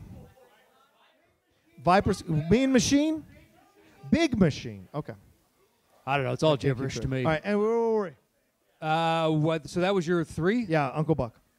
On to my number 2 then, which is Planes, Trains, and Automobiles. Hey-oh. See, to me, this is the best of all worlds. This is the adults, him appealing to all of us, mass spectrum. You still get the road picture comedy. You get all the heart. Like, initially, you kind of side with Steve Martin, and then as you see him treat John Candy's character lesser and lesser and lesser, you begin to identify with Candy, and then the reverse on him, the fact that his wife is dead, and that Martin pieces it together. Well, it's a 30-year-old movie. I would hope. At this point, you've seen it. If you haven't, well, it doesn't really depreciate, I think, the overall value of the movie. I agree. And just the build as everything just keeps going worse and worse and worse for them. I love Those Aren't Pillows. That still sticks out. Oh, it's that whole sequence is great. Just the song, the song that's playing like With My Baby Tonight or whatever. How would you not know there's a hand between your ass? Well, listen, when you're really, really tired. You mean say like you flew in on the day of a show, so to speak? Does anybody want a speed date with Roca later? You might be able to get away with murder. When you've had some Malort. We've had some Malort. They have a nice that whole sequence though is great because of the reaction over both of them into the situation, and he's just like, hell of a Bears game, trying to retain what. Oh yeah, get back to your masculine. Yeah, trying to do the masculine. Yeah, as opposed to the gay shit that just happened. Right, which as I've never mind. What? Grown men wearing tight pants, slamming into each other, falling on top of each other field. Nothing gay. Somehow nothing gay about Nothing it. Gay. But that's the way they're trying to retain their masculinity in that moment. Is talking. Dude, about I had football. to stop giving team pats because I was like, this is a little much. Why am I touching my friend's ass? Yeah, exactly. Good game or good layup, and I'm slapping him on the ass. Never done that. And I did it once, and then I saw my buddy, and he kept running, and I was like, I just touched his ass. I've been doing it my whole life, and I was like, you know what? I'll pat you on the back. It's just as good. Pat on the back's good. No, but what they get into, all the crazy stuff they get into, from one thing after another, and then how they find their way out of it. And the thing is, nobody is clean in this movie. They're both kind of jerks. No, yeah, they are. Right? They're both short with each other. In different ways. Yeah. Because Candy is lonely. So he's purposely trying, He's injecting and he doesn't have a lot of money. Yeah. So he's purposely manipulating the situations for himself as well. But Martin does himself no favors by being such an a-hole about, or by a stuck-up prude about stuff. And in the end, when they finally have that moment of connection in the hotel with the car and everything that happens there and the snow, when he's out there going, oh, man, you really did it this time. Marie, you always said I had a big mouth, blah, blah, blah. Yeah. And then Steve Martin sees him and he goes, what did I do to end up with a guy like this? And brings him in, and they have a connection. It's like the movie is almost reborn, and you go with them, and then that twist happens at the end at the train station. You're like, damn, like as if this movie got heart. wasn't good enough, you throw that in and like puts it to the next level.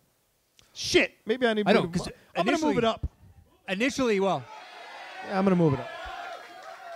I gotta move it up. You're right, Matt. I identify with Steve Martin because it's just like if I'm traveling, I don't want to talk to people. yeah, I just want to get from point A to point B and get there. And you see John Candy's character as like, I should be more outgoing like that and warm and social with people because it's just a better way to live. But then you see him and you're like, that's annoying as shit, though. Constantly jibber jabbering. It's just like, dude, I just want to sit here. But it's the marriage of the two. You need both. That's what we are. It's to our be show. more well-rounded individual. But yeah, the ending is when it gets you. Yeah. What are we on? That's our show. We are the We Planes, are an Trains, odd and couple. Automobiles We of the are. podcast. That's for sure. I feel like we should give each other team pats right now. You know? Aww. Oh. My Take dog, your pants off. I mean, he did grow up Latino, so I like that could just be a rejoinder to any sentence. Doesn't matter what it is. That's my number one. I grew up Latino, all right? That's gonna be my my biography. The name of my biography. I grew up Latino. Maybe it's the new catchphrase for the outlaw. I grew up Latino.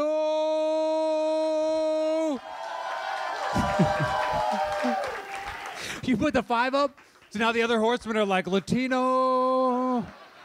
Cinco. Yeah, cinco. Ay, ay, ay. Caliente. Ay, ay, ay, ay. Anyway, all right. There it is.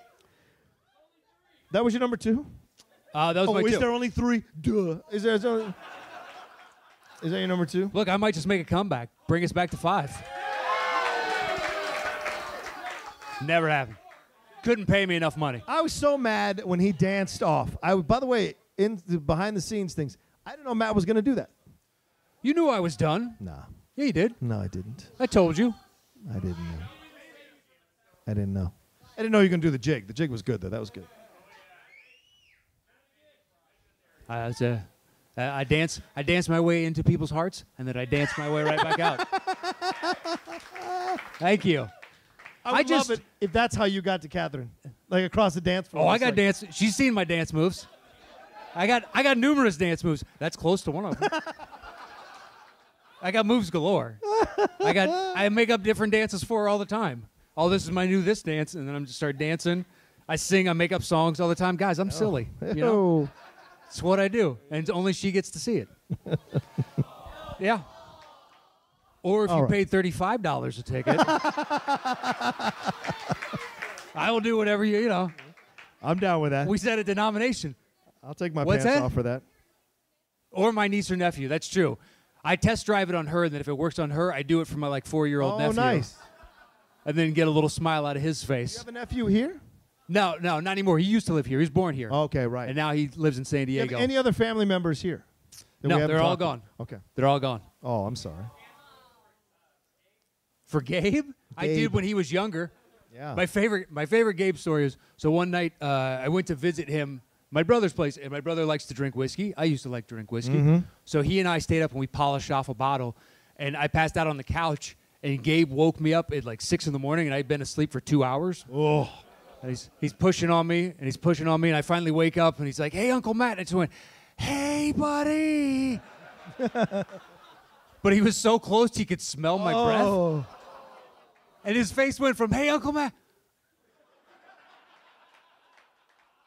And he just let me fall back asleep. There's apparently sour mash on the breath, and he's just like, ugh. I think he was like 7. He's just like, "Hey, Uncle Matt." Just like. Oh, it was so, I can't believe I remember, because, I mean, we stayed up, we polished off a 5th. Yeah, you know. Yeah. Good I times. like to drink. Good times. I like to drink. I could drink a 5th on my own in my heyday. Hell yeah. All right. Spoken like a true alcoholic. I appreciate that. Yeah. Oh, yeah? Number 2. There's your number 2. That's what you get for growing up white.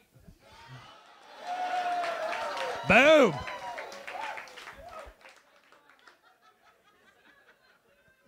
I just want to test drive it. I kind of like it. I don't know. I don't think so. Really? I don't Seems think like so. it got a good reaction. I don't think nowadays. People enjoyed it. I don't think nowadays it's No, the way okay. to go. It has worked for hundreds of years. It has. Yes, it has. Yes, it has. And look what's And happened. still That's right. does. It has worked for hundreds of years. That's why I'm where I'm at. That's right. Good job. All right. Where are we at? Number 2? That was my 2. What's your All 2? right, Breakfast Club, number 2. Oh, okay. Wow, 2? Yeah, man, I love that movie. I really do. And the Criterion Collection that came out recently, like, oh, there it is. God, Rachel hates multiple syllable words. The Criterion Collection I bought, you watch all the behind the scenes and all the documentaries about it, and it gives you so much more of a richer appreciation of the film and what Hughes was trying to do with it and the performances. You know, Judd Nelson, in my opinion, was never better. Molly Ringwald's incredible in the movie. Yeah, that was Judd's high watermark. Yeah, agreed. I mean, New Jack City. Anthony Michael Hall, it's fantastic. He's heartbreaking in that movie. And this is the same year as Weird Science.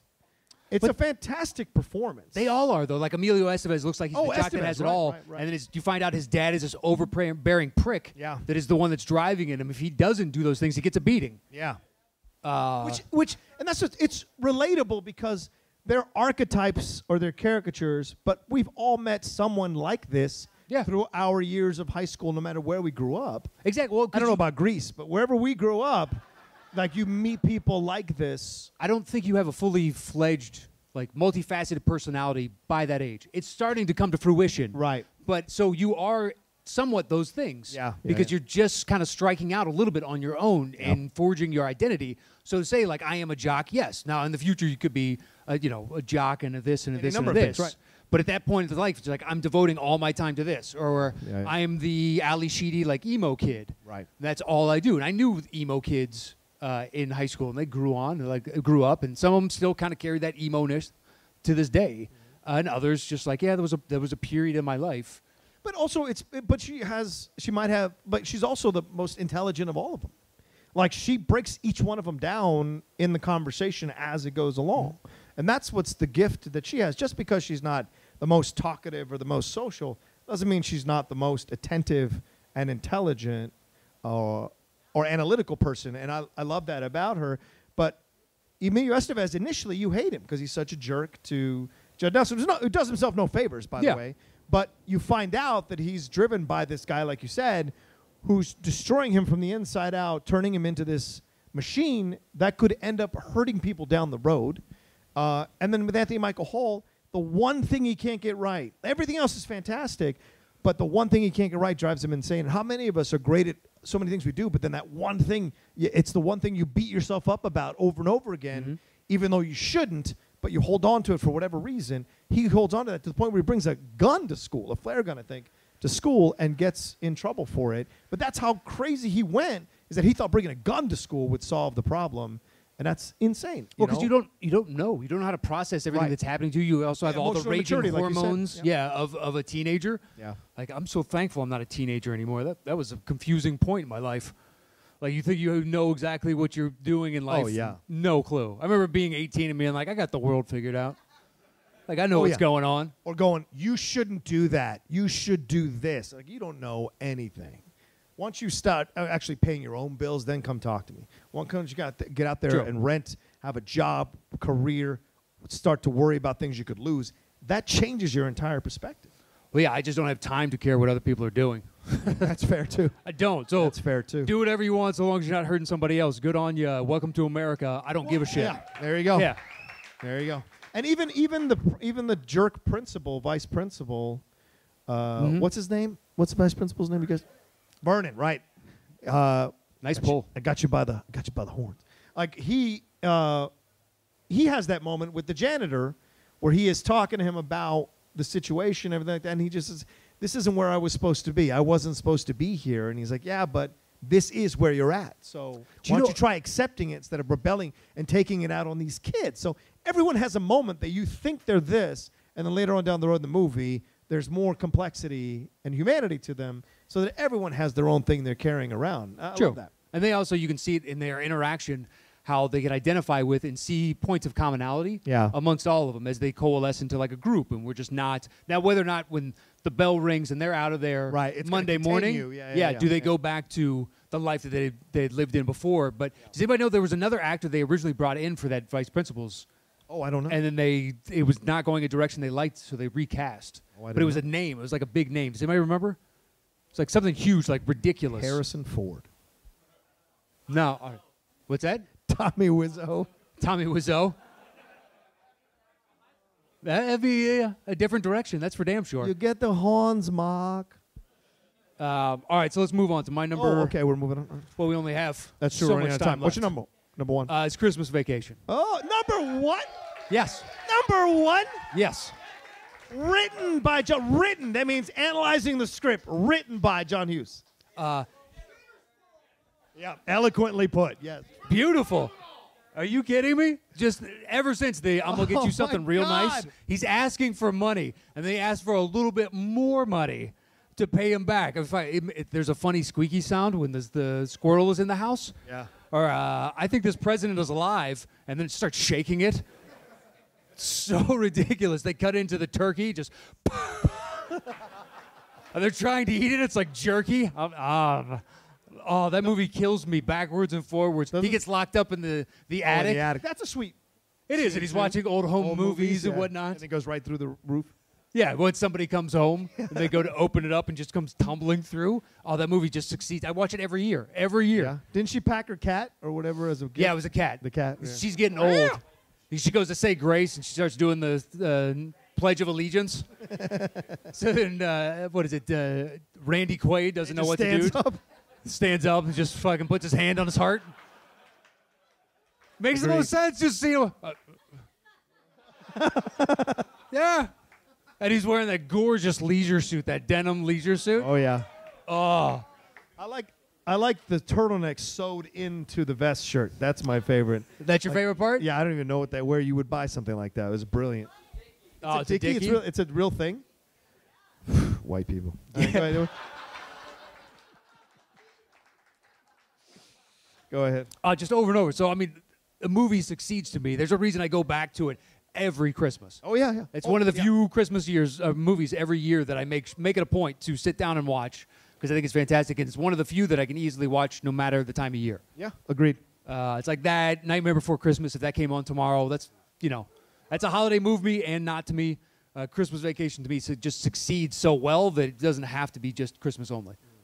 That's a good point. I mean, I see it every year, too. We get together, my group of friends, and watch Christmas movies in December.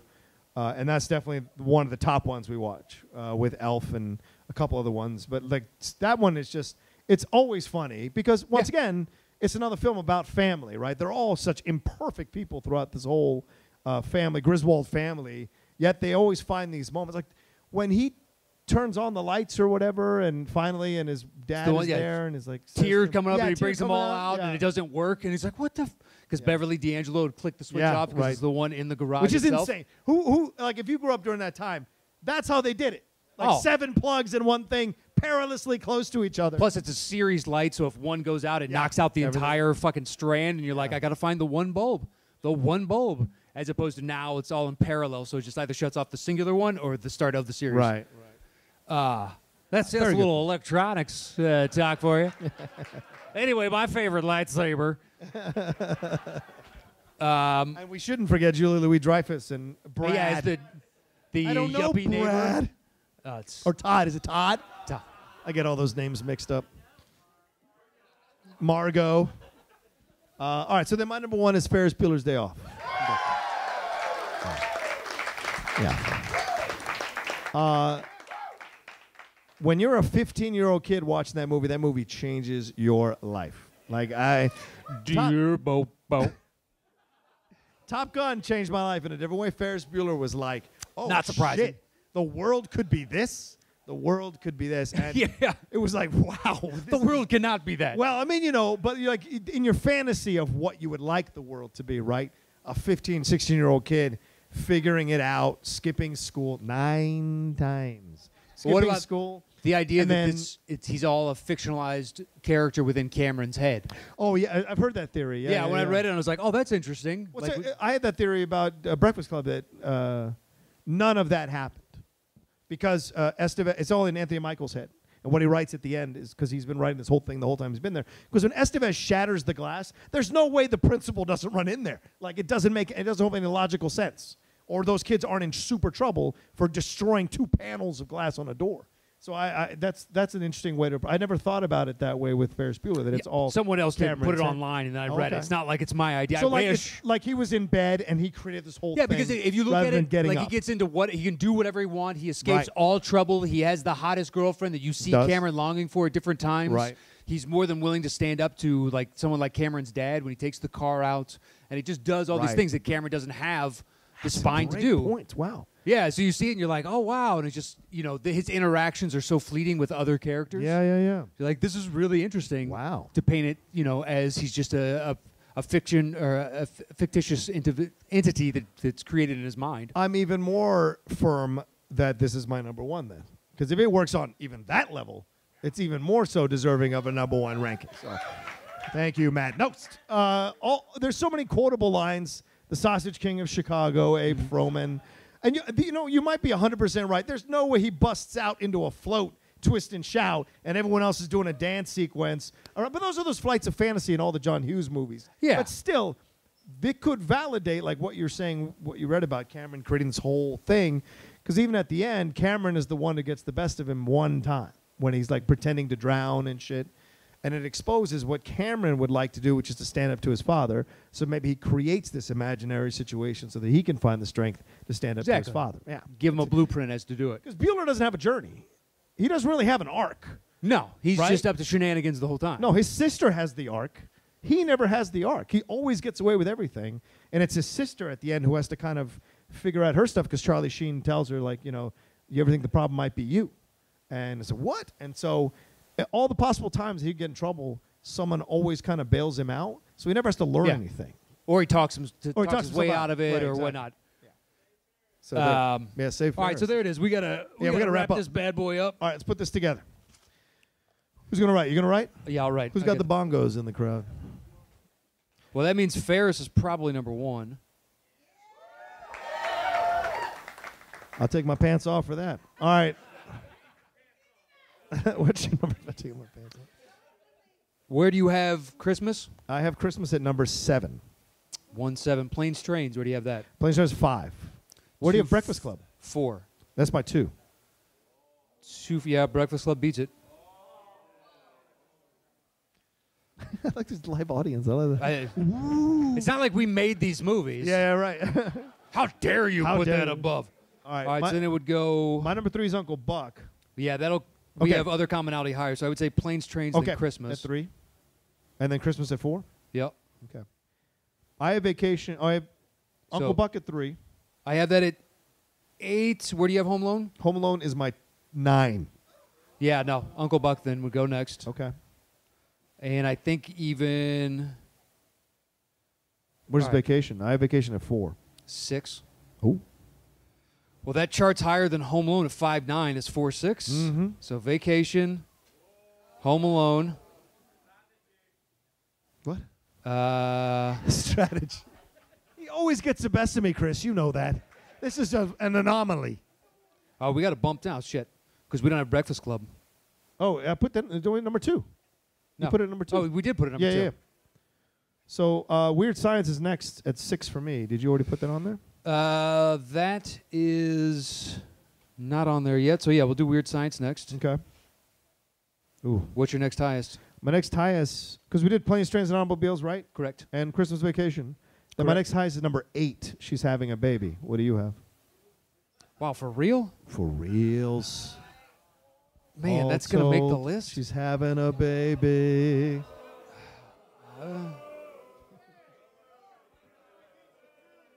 Wait, Christmas Vacation's already on there.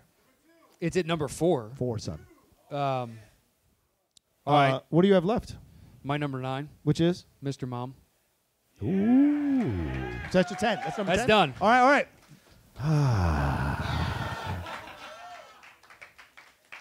Alexakos, get up here.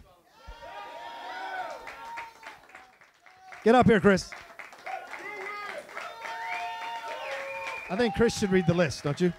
What's that? Do you think Chris should read the list or Bongo? If he can read my handwriting. Yeah.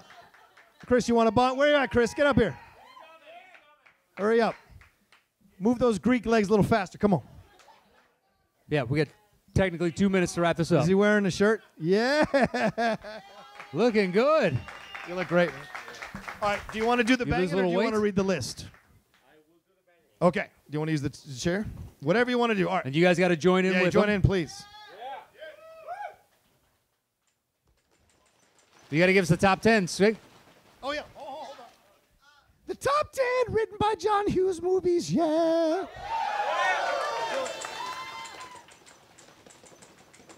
At number 10. Mr. Mom.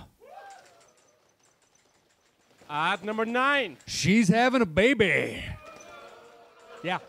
At number 8. Weird Science. At number 7. Home Alone. At number 6. Vacation. At number 5. Uncle Buck. At number 4. Christmas Vacation. At number 3. Planes, Trains, and Automobiles. At number 2. The Breakfast Club. And at number 1. Ferris Bueller's Day Off. Woo! Thank you, Chris. Thank you, Mr. Alexakos. I love Alexakos. Alexakos, you're the best, man. Thank you for being a good sport. There it is. That's our first show. Yeah, we got a second one. Holy shit. They'll be reseating for that in about 45 minutes. That's right, that's right. You guys, I don't know how they're doing it. If you're just hanging around, or you got to go back out to the front. I'm not entirely sure how this is supposed to happen. You got brought gifts? All right, well, we'll meet you out front. Wait. You got gifts? Well, we gotta end. So we got to end? All right, sorry. All right. So we'll meet you out by the merch area. Yeah. Out there. We'll be out there or out front hanging out. We'll say hi to everybody. If Yeah. you can't come for the second show, we'll Shake do a little bit hands, of take impromptu meet and pictures. greet over there. Yeah. Do all that stuff. We don't Thank you. charge you extra like Karloff and Ellis because we love you. Yeah. Don't tell them I said that. Don't tell them. You're nice enough to come out. I will Yeah. happily shake your hand. Exactly, and take a picture with you. So thank you guys. Listen, honestly, for those of you who are not staying for the second show, I hope I can speak for Matt and say thank you so much for coming out. It's still so humbling for us to know that two idiots talking about movies motivates you all to come out and see us live. It's very, very It's heart moving. It's heart moving, is what it is. It is. Oh, look at that. Thank you. Thank you. A standing ovation. You know what? Thank you No, very no. much. Yeah, thank you. That's very kind. No, you stay sitting. No. Stay You down. stay fucking sitting. Seated. You know you don't want to stand up. Matt, what do you want to say? That damn baby is my favorite. You saw the rest of the room stand up, and the two Smiths are like, "Oh, are we gonna stand up? Is that something we feel compelled to do?" I know.